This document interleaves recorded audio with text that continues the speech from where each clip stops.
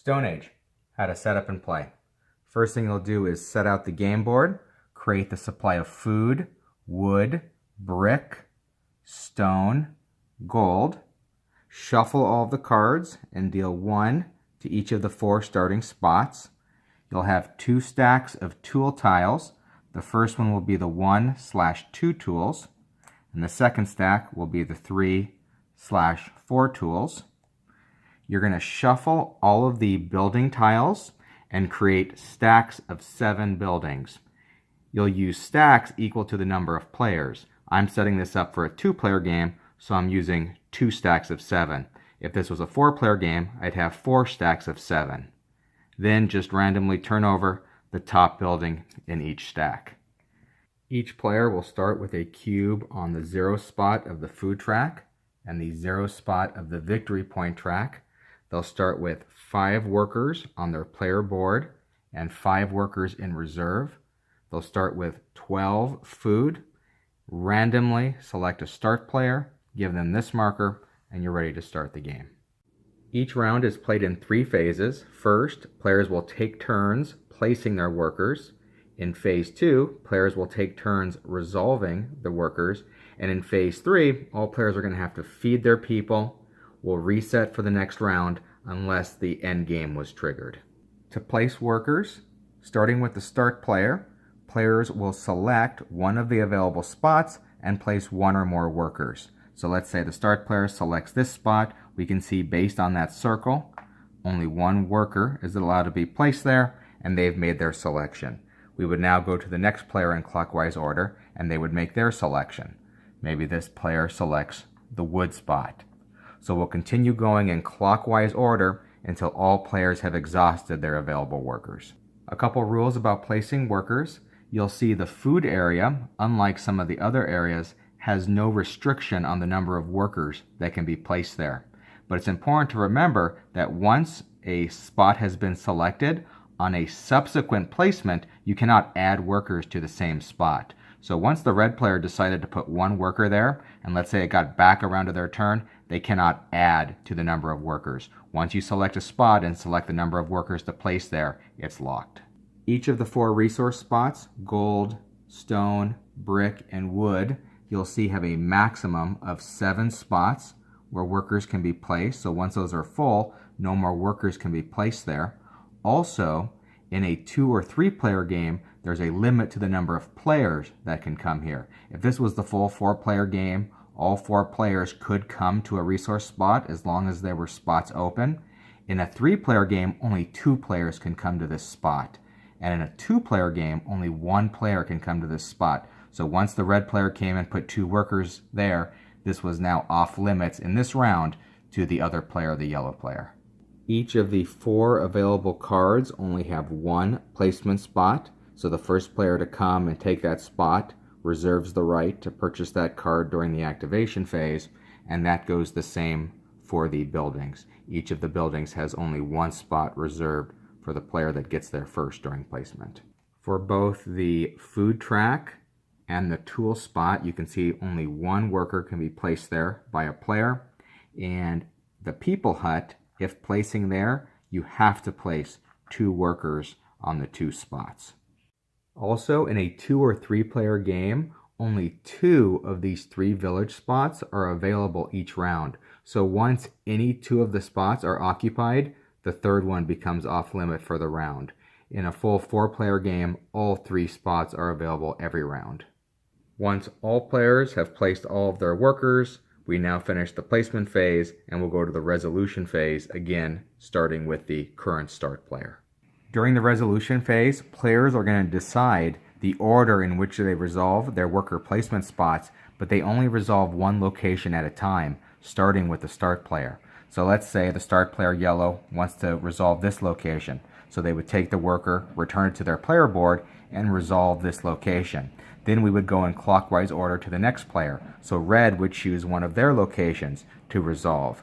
Keep in mind, the resolution of the location is optional. So when it got to the red player's turn, they wanted to resolve this building. If they didn't have the resources or chose not to pay them, they would simply just take their worker back All right, let's cover all of the available worker placement spots, starting with the food track. Nobody placed here this round, but if a player placed a worker there, they would return it, and this allows them to move up one space on the food track. This next spot requires the placing player to place 2 workers.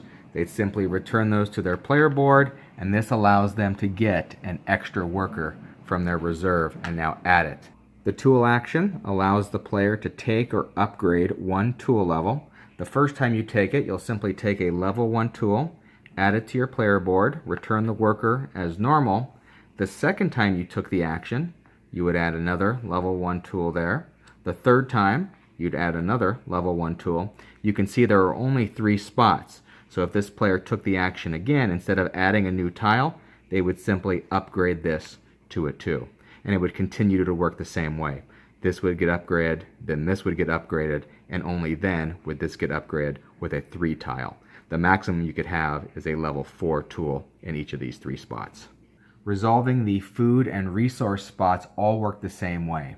Based on the number of workers you placed in the location, you're going to roll the dice. 1 die per worker. And then based on that total value of the roll, you're going to divide it based on the number associated with the resource type.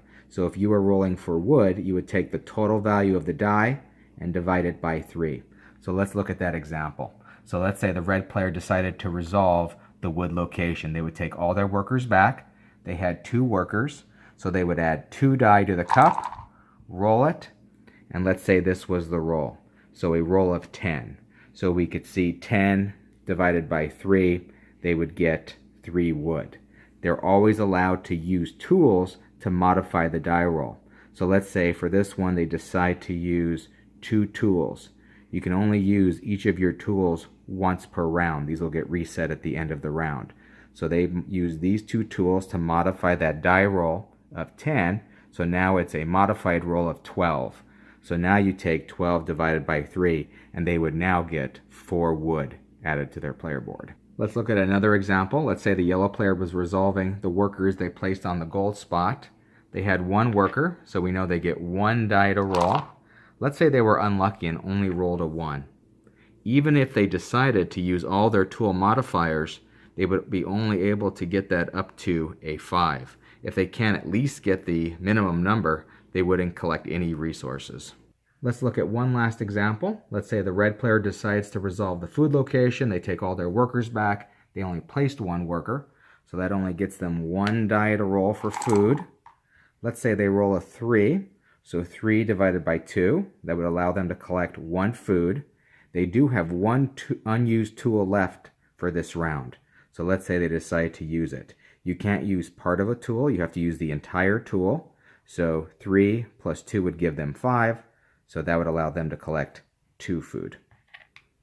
When resolving one of the card spots, you first have to pay the indicated price for the card based on the slot that the card is in.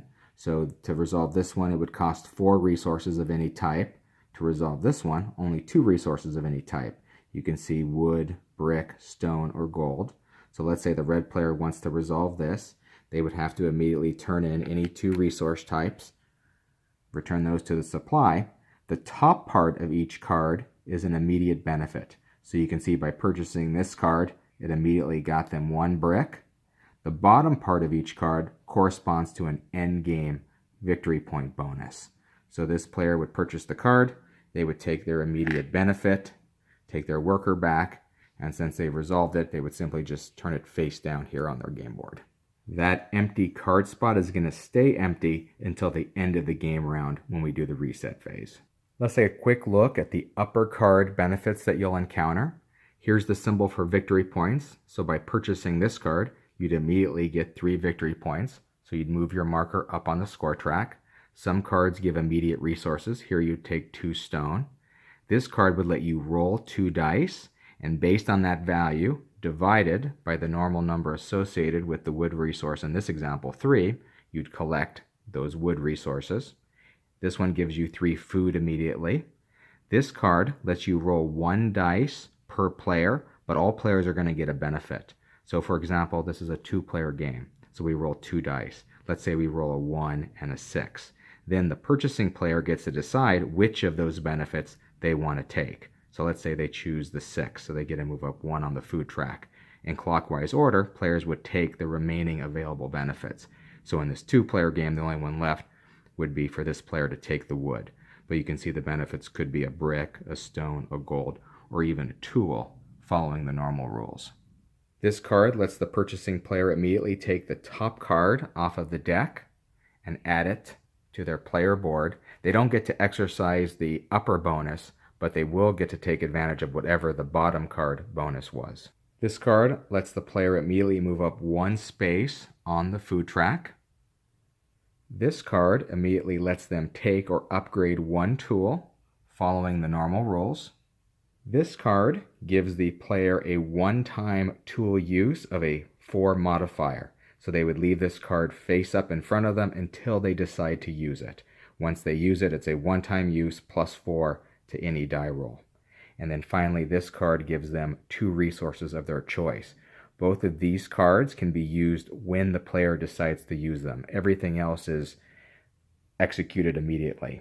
These cards would stay face up in front of them until they decide to use them, and once they're used, they would get turned face down. To resolve a building, simply take your worker back, and you must pay the indicated resources. If you don't have the resources or choose not to pay them, you take your worker back and the building stays there unresolved. But if you do pay the resources on the bottom of a tile, in this case 2 wood and 1 brick, you would take the building, you would immediately move up 10 points on the victory point track, and you would add this to your player board. There is no limit to the number of buildings that you can collect. You'll also notice that the number of victory points corresponds to the resource value associated with the resource. So 2 wood and 1 brick total 10, and that's the relationship between what you're paying and the victory points accumulated. And the next building tile in the stack won't get revealed until the end game reset phase. Here are the different types of buildings that you'll encounter. So we've already covered this one. You pay the resources, immediately move up the indicated victory points. Here, this one allows you to pay anywhere between 1 and 7 resources. It's your choice. You can pay any type of resources, any combination of wood, gold, stone, or brick. But based on the resources you turn in, that's the number of victory points you'll earn. So look at the resources you turn in between 1 and 7 and use these values to determine how many victory points you earn. This building requires 4 resources, but they all have to be the same type. So if you use 4 gold, that's fine, or you can use 4 wood. Again, the number of victory points will correspond to the value of the 4 resources you turned in. This building requires 5 resources, and they have to be 3 different types of the brick, wood, stone, or gold. Again, based on the resources you turned in, that'll be the victory points you earn. These 2 tiles are the 2 types of casinos. To purchase this one, it takes a brick and a gold. You would immediately roll 4 dice, take that total value, and immediately move up the victory point track. That cannot be modified by tools. This one requires a stone and a gold, and you get a one-time roll of 5 die. And based on that value, move up the victory point track. After we finished phase 2 and all worker placement spots have been resolved, we move to phase 3 where all players have to feed their people, and then we'll reset for the next game round. To calculate how much food you owe 1 food for each of your workers minus whatever value you have on the food track. So the yellow player has 6 workers, but they have a food value of 4, so that's prepaid food, so they only owe the difference. So they owe 2 food, so they would take that from their supply and turn it back into the general supply. This player has 5 workers. They're still on value 0 on the food track, so they have to turn in 5 food. They only have 4 food. You can use resources to supplement for missing food at a ratio of 1 to 1. So to feed these 5 people, since their food track value is 0, they would turn in those 4 food and maybe 1 of these wood.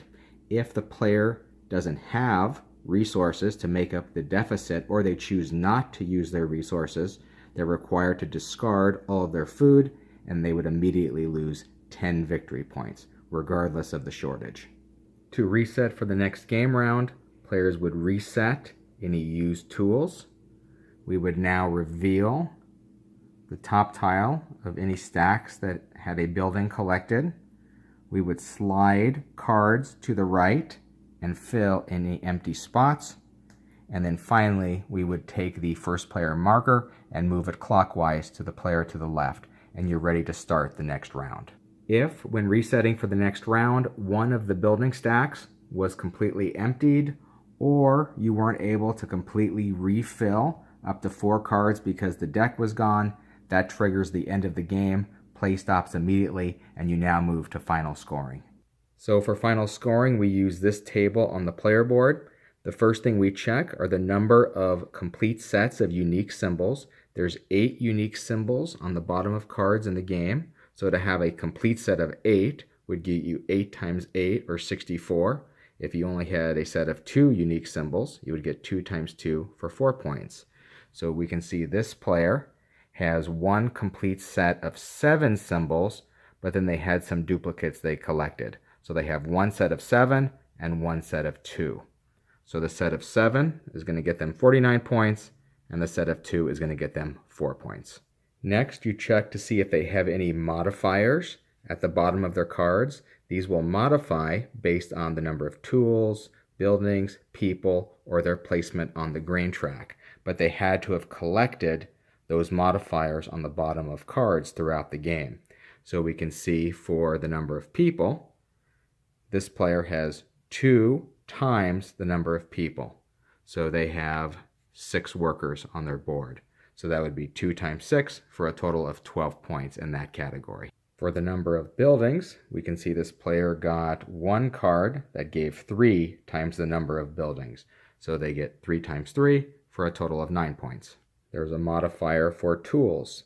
So this player has 2, 3, 4 tools times the number of workers on their tool cards.